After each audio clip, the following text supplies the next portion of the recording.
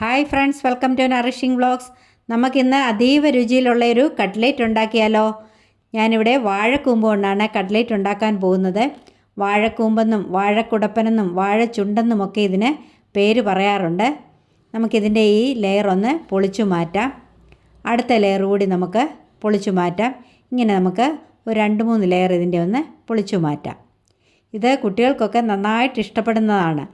വാഴച്ചുണ്ടൊന്നും കൂട്ടുകയില്ലാത്ത കുഞ്ഞുങ്ങൾക്ക് ഇതുപോലെ കട്ട്ലേറ്റ് ഉണ്ടാക്കി കൊടുത്താൽ അവർക്കിത് നന്നായിട്ട് ഇഷ്ടപ്പെടും. ഞാനിവിടെ കണ്ട ഇതിൻ്റെ പുറത്തെ ലെയേഴ്സൊക്കെ പൊളിച്ചു മാറ്റി. ഇനി നമുക്കിതൊന്ന് അരിഞ്ഞെടുക്കാം. കൂമ്പ് ഇവിടെ ഞാൻ അരിഞ്ഞെടുത്തിട്ടുണ്ട്. ഇത് കണ്ട നല്ല കൊച്ചായിട്ടാണ് ഞാനിവിടെ അരിഞ്ഞെടുത്തിരിക്കുന്നത്. ഇത് പാളയംകോടൻ വാഴയുടെ കൂമ്പാണ്. അതുകൊണ്ടിത് വെള്ളത്തിലേക്കാണ് ഞാൻ അരിഞ്ഞെടുത്തിരിക്കുന്നത്.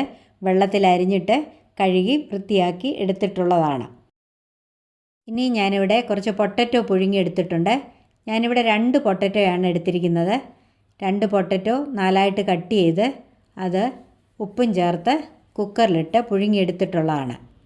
ഇനിയും ഇതിൻ്റെ തൊലിയൊന്ന് പൊളിച്ചു മാറ്റാം. ഇതുപോലെ ഇതിൻ്റെ തൊലി ഇങ്ങനെയൊന്ന് പൊളിച്ചു മാറ്റാം. എല്ലാ പീസിൻ്റെയും തൊലി ഇതുപോലെ നമുക്ക് പൊളിച്ചു മാറ്റിയെടുക്കാം. പൊട്ടറ്റോ എല്ലാം ഞാനിവിടെ പൊളിച്ചെടുത്തു.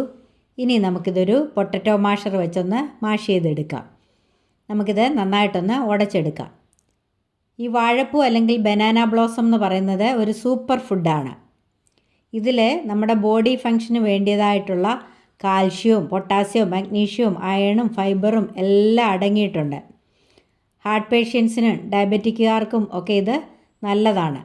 ഇത് കുട്ടികളൊക്കെ തീർച്ചയായിട്ടും കഴിച്ചിരിക്കേണ്ടതാണ്. അതുകൊണ്ടാണ് ഞാൻ പറഞ്ഞത്, ഇത് തോരൻ വെച്ച് കൊടുത്താലൊന്നും കൂട്ടുകയില്ലാത്ത കുഞ്ഞുങ്ങൾക്ക് ഇതുപോലെ ഒന്ന് കട്ട്ലേറ്റ് ഉണ്ടാക്കി കൊടുത്താൽ അവർക്ക് നന്നായിട്ട് ഇഷ്ടപ്പെടും.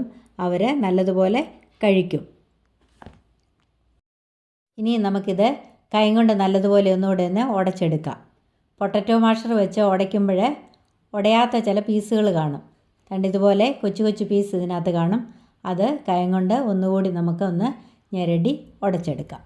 പൊട്ടറ്റോ ഞാനിവിടെ ഉടച്ചെടുത്തിട്ടുണ്ട്. ഇനി ഇത് ഇവിടെ ഇരിക്കട്ടെ. നമുക്ക് ബാക്കിയുള്ള ഇൻഗ്രീഡിയൻസ് കൂടി എടുക്കാം. ഇനി ഞാനിവിടെ ഒരു സബോള കൊച്ചായിട്ട് അരിഞ്ഞെടുത്തിട്ടുണ്ട്. അതുപോലെ ഒരു കഷ്ണം ഇഞ്ചി അതും ചെറുതായിട്ട് അരിഞ്ഞെടുത്തിട്ടുണ്ട്. ഒരു പച്ചമുളക് വട്ടത്തിൽ അരിഞ്ഞെടുത്തിട്ടുണ്ട്. ഞാനിവിടെ പച്ചമുളക് 1 എടുത്തിട്ടുള്ളൂ, കുഞ്ഞുങ്ങൾക്ക് കൊടുക്കേണ്ടതായതുകൊണ്ട്. ഇനി ഞാനിവിടെ 2 തണ്ട് കറിവേപ്പില കൂടി അരിഞ്ഞെടുത്തിട്ടുണ്ട്. ഇനി നമുക്ക് ഇതൊന്ന് വഴറ്റിയെടുക്കാം. കൂമ്പ് കട്ട്ലേറ്റ് ഉണ്ടാക്കിയെടുക്കുന്നതിന് വേണ്ടി ഞാനിവിടെ ഒരു പാൻ അടുപ്പേ വെച്ചു. അത് ചൂടായി. അതിലേക്ക് നമുക്ക് വെളിച്ചെണ്ണ ഒഴിച്ചു കൊടുക്കാം. വെളിച്ചെണ്ണ ഇവിടെ ചൂടായിട്ടുണ്ട്. ഇനിയും ഇതിലേക്ക് അരിഞ്ഞു വെച്ചിരിക്കുന്ന ഇഞ്ചി ചേർത്ത് കൊടുക്കാം. അതുപോലെ പച്ചമുളക് കൂടി ചേർത്ത് കൊടുക്കാം.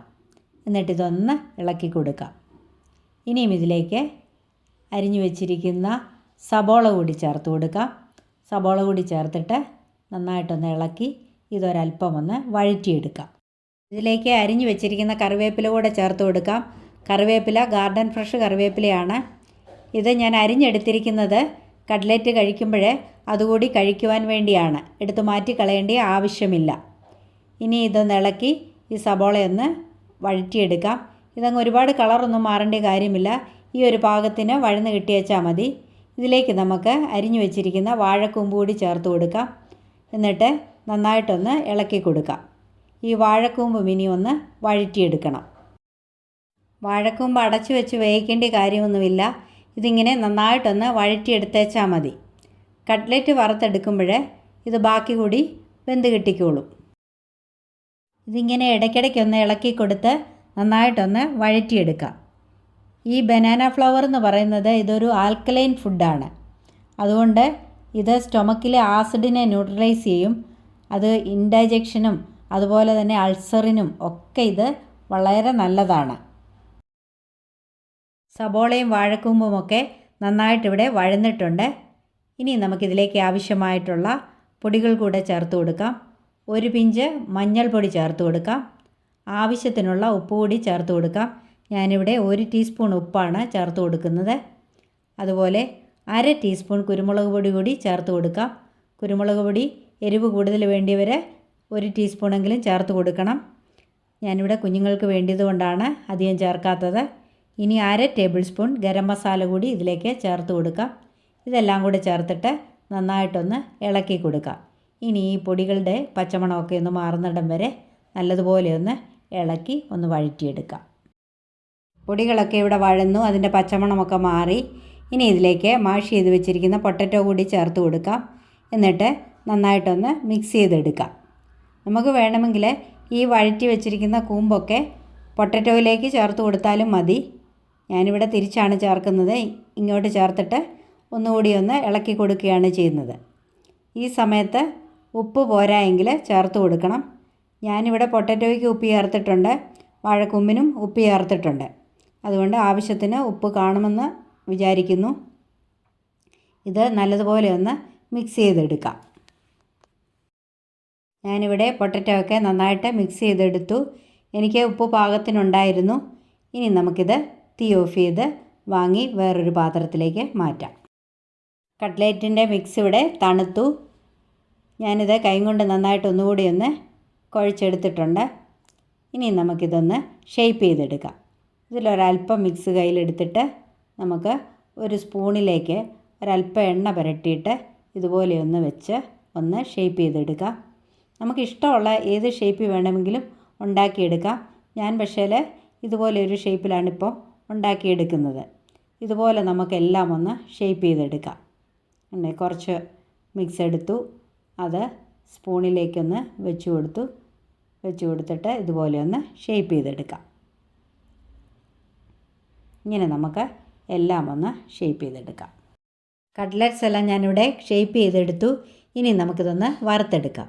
അതിനുവേണ്ടി ഞാനിവിടെ ഒരു മുട്ട അടിച്ചെടുത്തിട്ടുണ്ട്. അതുപോലെ കുറച്ച് കോൺഫ്ലെക്സ് പൊടിച്ചെടുത്തിട്ടുണ്ട്. കോൺഫ്ലെക്സിന് പകരം ബ്രെഡ് ക്രംസ് എടുത്താലും മതി. ഇനി നമുക്കിതൊന്ന് വറുത്തെടുക്കാം. കട്ട്ലറ്റ് വറുത്തെടുക്കുന്നതിന് വേണ്ടി ഞാനിവിടെ ഒരു പാൻ അടുപ്പേ വെച്ചു. അത് ചൂടായി. ഇനി അതിലേക്ക് നമുക്ക് വെളിച്ചെണ്ണ ഒഴിച്ചു കൊടുക്കാം. ഇനി ഈ വെളിച്ചെണ്ണ നന്നായിട്ടൊന്ന് ചൂടാകട്ടെ. വെളിച്ചെണ്ണ ഇവിടെ ചൂടായിട്ടുണ്ട്.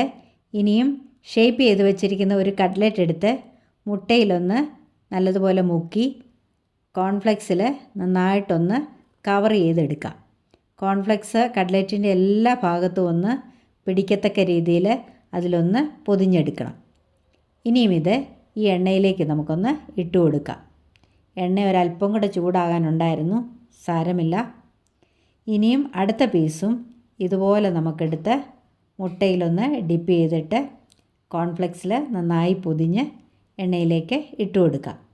ഞാനിവിടെ കോൺഫ്ലെക്സ് എടുക്കുന്നത് കുഞ്ഞുങ്ങൾക്ക് കൂടുതൽ ഇഷ്ടം അതാണ്. അത് നല്ല ക്രിസ്പി ആയിരിക്കും. ഞാനിവിടെ 3 കട്ട്ലറ്റാണ് ഇട്ട് കൊടുക്കുന്നത്. ഇനിയും ഇതൊന്ന് മൂക്കട്ടെ. നമ്മുടെ കട്ട്ലറ്റ് ഒരു വശം മൂത്തെന്ന് തോന്നുന്നു. നമുക്കൊന്ന് മറിച്ചിട്ട് കൊടുക്കാം. കട്ട്ലറ്റ് മൂത്തിട്ടുണ്ട്. ഇനി നമുക്ക് എല്ലാ കട്ട്ലറ്റും ഇതുപോലെ ഒന്ന് മറിച്ചിട്ട് കൊടുക്കാം. ഇനിയും ഈ വശം കൂടി നമുക്കൊന്ന് മൂപ്പിച്ചെടുക്കാം. കട്ട്ലറ്റ് ഈ വശവും മൂത്തിട്ടുണ്ട്. കണ്ടോ, ആ വശവും ബ്രൗൺ കളറായിട്ടുണ്ട്.